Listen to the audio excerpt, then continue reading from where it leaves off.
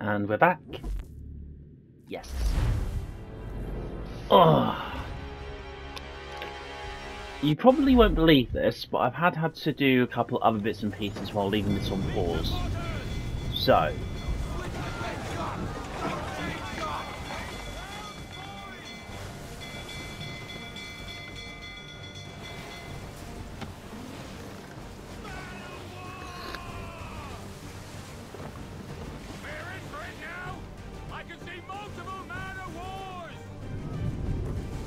It's a bloody armada! I knew he was up to something.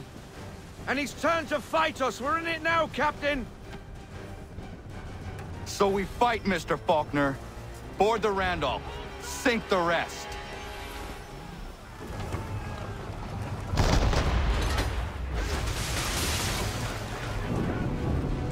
And fire.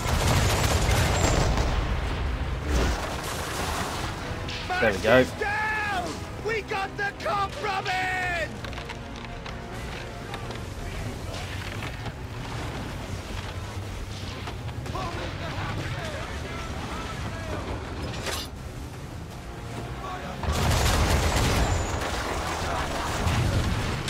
Adjust your course, Captain. The Randolph is back that way.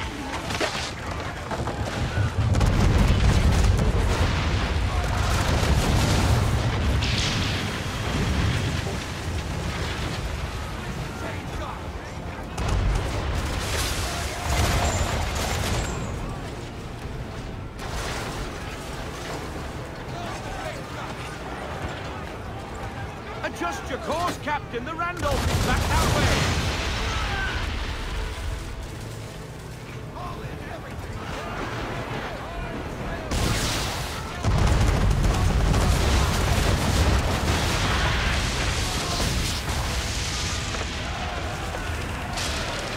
Randolph.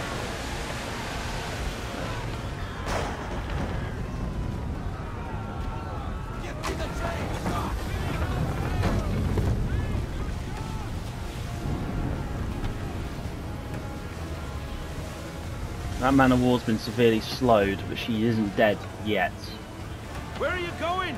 We must take the Randolph. We will. Christ, Mr. Faulkner. Come on, get the position.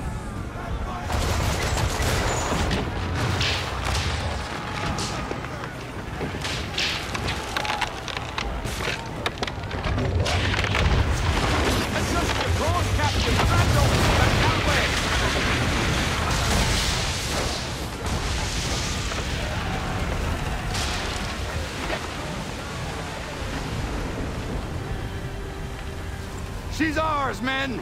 Prepare to board. Biddle is mine. So will come the end to Nicolas Biddle.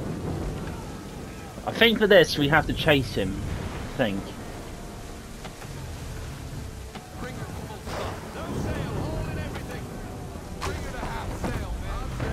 Can't see, there's too much fog. Where is she? There she is. Hook us in! Bring her close! To arms! To arms! Man the swivels! Cover from the quarter deck! Secure the aft lines! Tie off the bow! Board the Randolph! Yeah!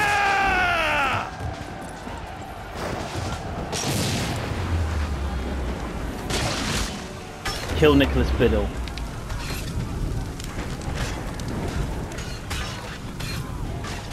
He's the only person to go after.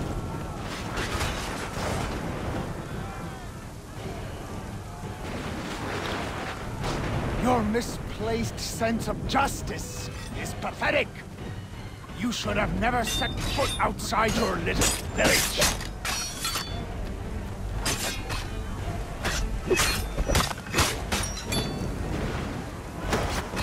Mr. Kenway!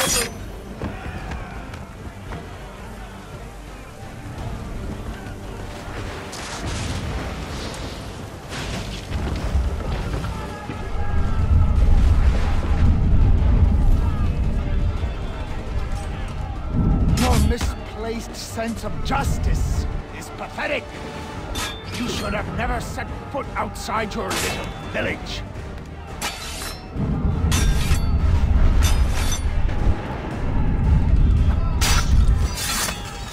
Mr. Fenway will reward me greatly for ridding him of you.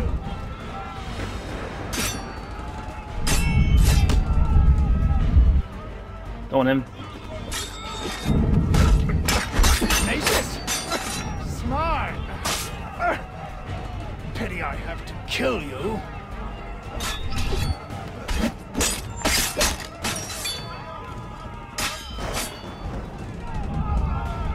Your misplaced sense of justice is pathetic. You should have never set foot outside your little village.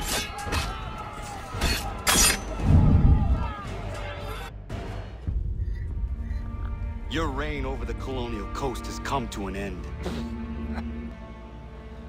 Is that why you hunted me? Because you thought me an enemy to the cause? You're every bit the fool I was told. You brought pain and suffering upon innocent people for nothing but personal gain. Pain. Suffering. I set them free. Weeded out the dissenters and empowered the patriots. So what if I was named Admiral? The revolution needs one, and I was the best man for the job. The only man. If not for me, the Continental Navy would remain but a handful of rafts. For all your vision, you assassins are blind to the truth. Enough. Wait. Let the Randolph die with me. Don't take her as a prize. Please. Please. I want no quarter. Just to sink with my ship.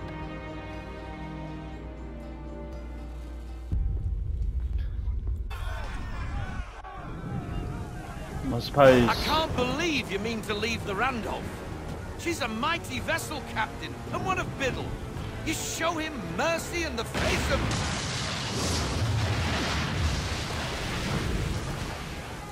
I guess that's that then.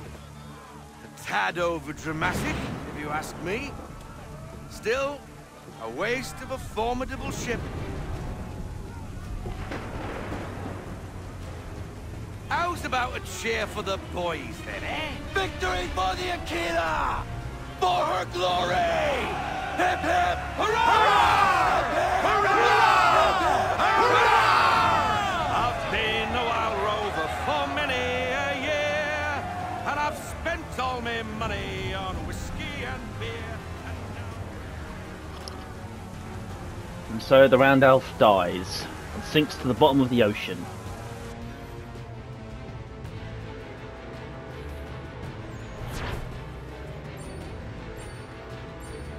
There we go. So we've technically now have assassinated. Let's see now. Who did we get rid of? We got William Johnson, Pitcairn, Thomas Hickey. Now Biddle. Biddle. So that's 4. 4 Templars are now gone. If we just very quickly go back to the homestead. Just to do the fast travel, just to get it done and over with. Just to take a look at our glory, to see what it is we have achieved. Right. I know I should go back over there and make the deposits, but we will wait. Okay. Now I was supposed to say something, can't remember. Ah, now I remember now. So, to all of the viewers that are watching, and who are Assassin's Creed fans, are probably aware of a title that is coming out fairly soon, which is the Mirage Assassin's Creed game. Now, I'm still up in the air about it, meaning that I do not know whether or not I fancy getting the damn thing, or whether or not I should just say screw it and just go another year or so without playing another AC title. Well, it's been a while, and I need to get my Assassin's Creed fix. Now, judging from what I have seen in regards to, like the gameplay trailer that we finally got, it's looking like how it should be. Now, does that mean it will be what some of the old guard would say, hey, look, this is definitely not our sort of game? It may or may not be. I have got no idea of knowing. I don't mind playing as Basim. Seems like an interesting character, given, let's just say, the information about him in his younger years. But I'm interested to see what it's going to be like to explore Baghdad and Almwat Castle, along with, well, if there is something else that's in between the two, because I suspect we have this big city that we live in and we go to, and we do all of our contracts, assassinations and stuff. But I also think, well, there's got to be something else besides that, surely. And if the city of Baghdad has been told to be similar to the size of Brotherhood, in a sense, not saying like it being small, but if we go like map size, like think of something like Brotherhood, but maybe a bit more bigger, and then think of the density of Unity and cram that in, and that's basically the city map. So if that's what we got for a city, then I have to think to myself, what else is there? Will there be places that we can go to? Will there be like locations which are, albeit they're linear in terms of mission structure, meaning like you visit it, you explore it, and then you probably never go back because you've got what you wanted?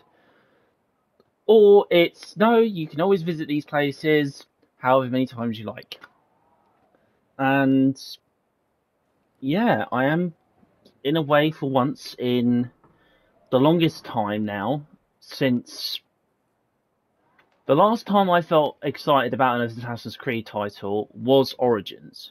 I was excited for Odyssey, I played it, and not that very long after, like, going through the very long campaign, and I wanted to do the DLC stuff on there, but I just couldn't be asked, because a majority of things just said to me, like, that, like, the time and effort I put into the character that I was playing as, from a canonical point of view, I get told, no, it's not this. So it's kind of just like, well, what was the point in me selecting the guy? If I had to play as the other character, which was Cassandra, then, okay, I should have just played as her. And then, for the Valhalla side of things, which I suspect is probably no trade secret to anybody as to, like, well, there's no Valhalla content on your channel. Well, this is the reason why on that front is a lot of stuff is just never truly gone into. And the only way that I could explain it is this. During this period, the point of where we're following Desmond Miles and his ancestry, every single new title gave us something roughly new of explanation, and characters would inform you of whatever was taking place. So, say for the Animus, we didn't know what the machine was until Warren Vidic told us, and he told us what it did exactly. So, it's a machine that can read your genetic memory and is able to unlock bits of that memory, and specifically from an ancestor in your bloodline. So in AC1's case, Altair. However, some memories just don't unlock because you haven't built up synchronization with the ancestor. So the more in sync you get, the more memories start to come out. So basically your DNA is a library. AC2, they had the mixture of Desmond and Clay Kazmarek's DNA to give us Ezio. So Desmond was still living his ancestor, but he needed a bit of Clay's DNA to also go into the mix, which they kept a file from in Abstergo, if memory serves. and we were put into the Animus 2.0. And this gets to show us, well, this is what the assassins are able to do when they get their hands on Abstergo tech, and more or less decide to make a couple of changes, making it more comfortable, for example, inputting translation software so that way you can actually hear people speak, well, your own native tongue, and also adding in subtitles as well for the occasional drop. Everything was explained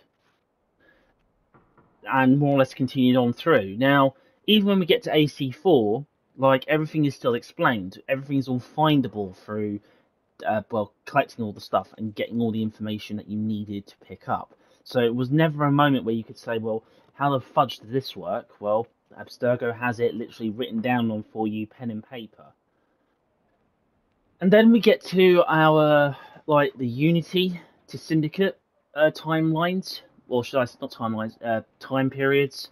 So we've seen the progression of what the Abstergo Entertainment was doing for Animuses inside their own buildings, and then they wanted to sell them off as consoles to people, meaning, so why should we have to put our time and effort and resources into our own teams to find genetic memories when we can use the very people themselves to do it? And anything that we detect from, let's say, an ancestral line, maybe from one of the people that we sell this to, what we'll do is we'll just say, oh, you haven't built up enough synchronization yet. Let us have a bit of an examine. So more or less you send them on like on a massive sidetrack to say, oh, well, that ancestor's life was boring for you, but here's this one, someone more interesting. And meanwhile, Abstergo will look into it because maybe this person is an actual assassin, or maybe they are a Templar, maybe they found a piece of Eden. All these things are roughly, vividly explained, possibly. Until we get to Origins. Because throughout Unity to Syndicate, we're building up to the threat that's Juno. It never came in game format, it only came to us in comics. And that was it. And then we're thrust in with a new character, Layla Hassan. Now, I have got no issues with the character. She seems to be, I mean, a misguided Abstergo employee, and then eventually joins up with the assassins. There is literally no simpler detail than that. And there are little tidbits here and there of like the stuff that's related to the Assassin's Creed movie that came out that had Michael Fassbender in it and all that sort of jazz. Following Bayek in his story from becoming a Magi to the very, well, one of the very first assassin members, or hidden ones, should I say, and more or less him being a pure definition of being a hidden one, meaning that his, well, there's no statues of him anywhere in any assassin hideouts or strongholds. There's no records of him ever existing, and he's practically what his definition of being a hidden one is, in the shadows, waiting. His wife, Aya, who we later find out is Amunet, does become, well, a very profound member, and she's recognised in the history books, which is actually a nice little touch. So, great works for the team that did this. I like that sort of stuff. And we get to see small tie-ins, as into the loss of the ring finger, why it became synonymous with the assassins for a long period of time, and all that stuff. And then there's Odyssey. Now, I know there's a load of people that like the whole hack and slash RPG. I really do. I know Origins had it in there in the beginning, but Odyssey really took it to the nth degree, and that in itself just, for the briefest of times, I enjoyed. But then I just thought it's just rinse and repeat. I go to one place, I do something completely the same. I take over a place, I get involved or I don't get involved. I do the story missions, but I don't meet the level requirements, so then I go on a massive grinding streak, and then I eventually get to progress on. It doesn't make sense. That's not how it works. If I'm ready to do a mission, all I have to do is go to a location, start it. Doesn't matter, because levels didn't matter. But in Origins to Odyssey and Valhalla, they do matter. And then finally, when we do get to Valhalla, which is the main point of this, is I'm pissed off, and this is something which, again, Odyssey is also completely, somehow, I'm not saying it's a failure, but it somehow just doesn't make sense. The spear that came from Leonidas which Cassandra used, had the DNA signature of both Cassandra and Alexios. Now, I'm pretty sure, because this is the thing, throughout the entirety of the game, if let's just say you played as Cassandra, her DNA signature will be heavily on the spear, around the handle and everything else. Not to mention probably the amounts of people that she's probably killed as well if it persisted. But then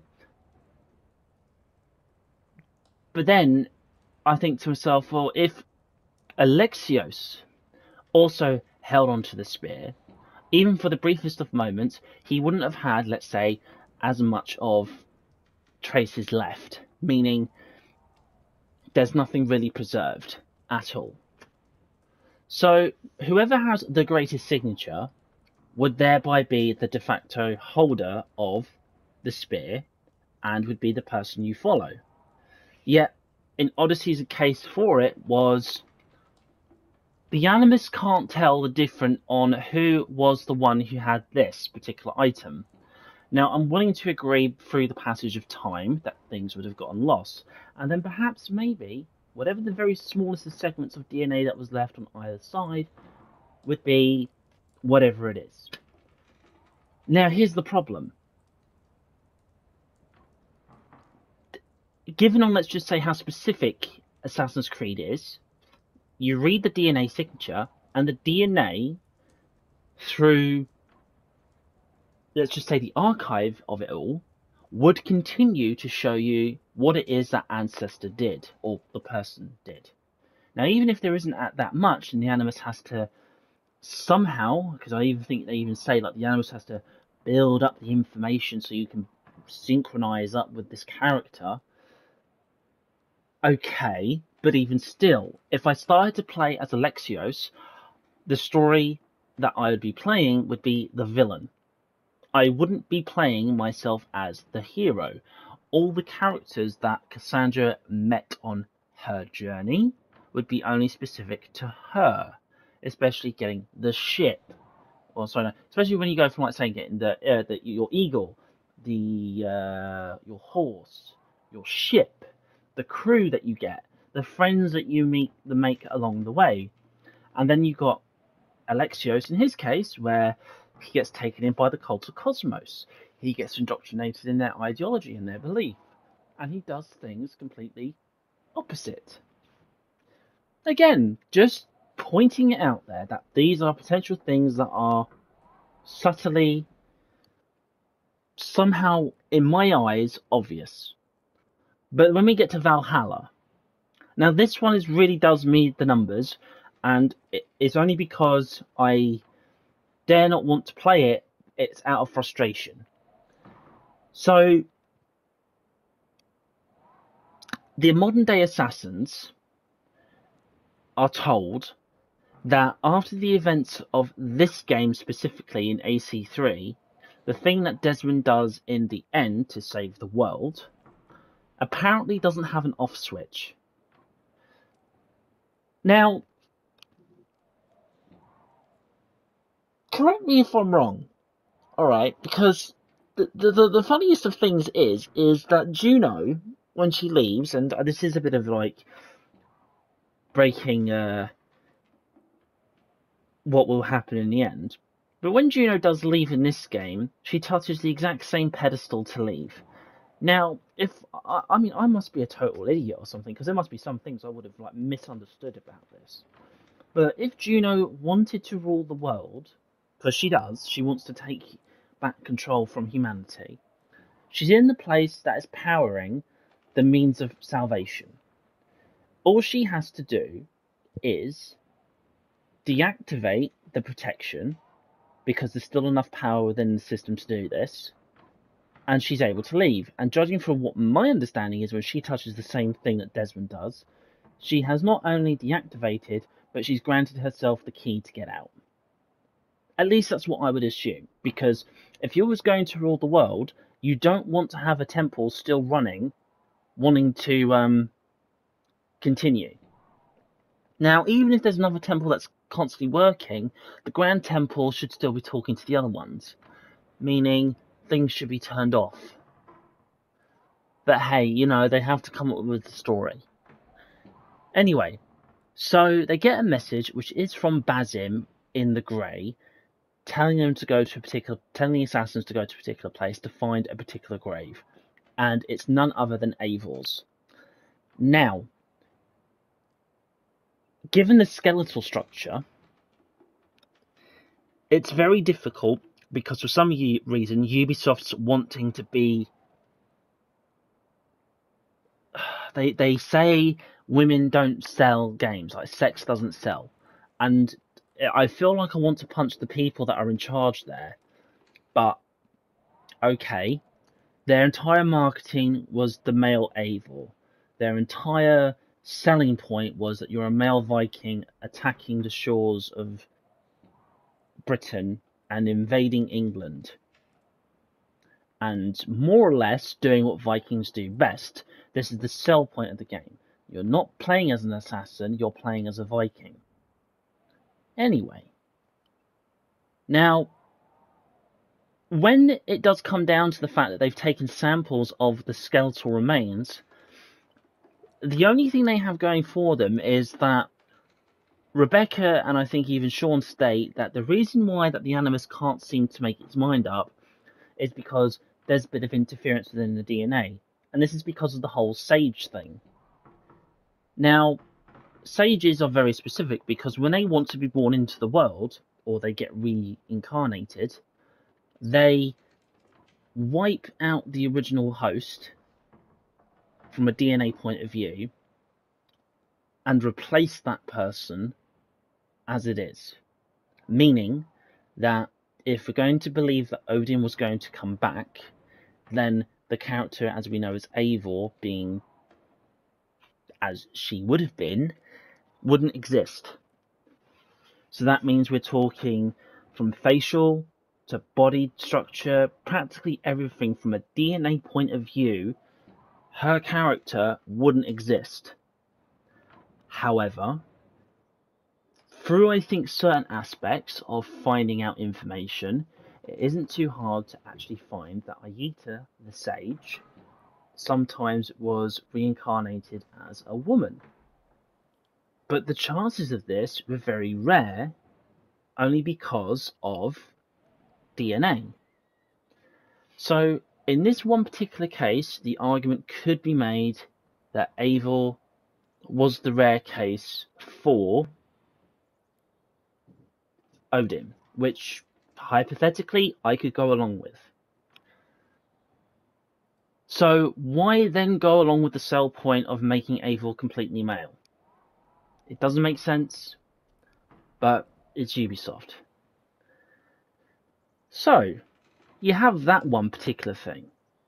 The next whole aspect of it, Eivor never joins up with the assassins. Eivor gets a hidden blade. Eivor wears the hidden blade incorrectly. And I'm sticking to that. I'll die on that hill, thank you very much.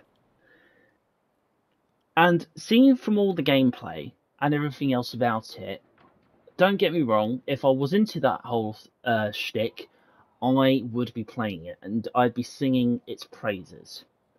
But I'm one of the probably few that just does not care for it. All you'd have to do is take out the Assassin's Creed title and just call it Valhalla, then give it to me, then I'll be happy. And without any instance of Basim or Hytham or any of the Order of Ancients, you get yourself a Viking hack and slash game.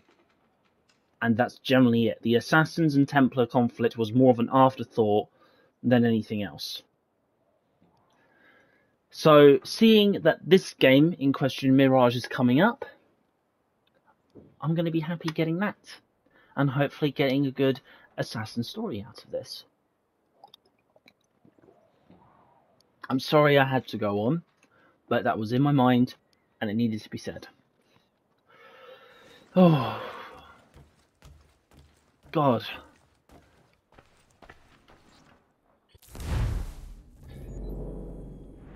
Right, what do I need to do now? Oh yeah, Washington. Alright, well, at this stage, go to see Washington, go to find out what's going on, and that'll be it.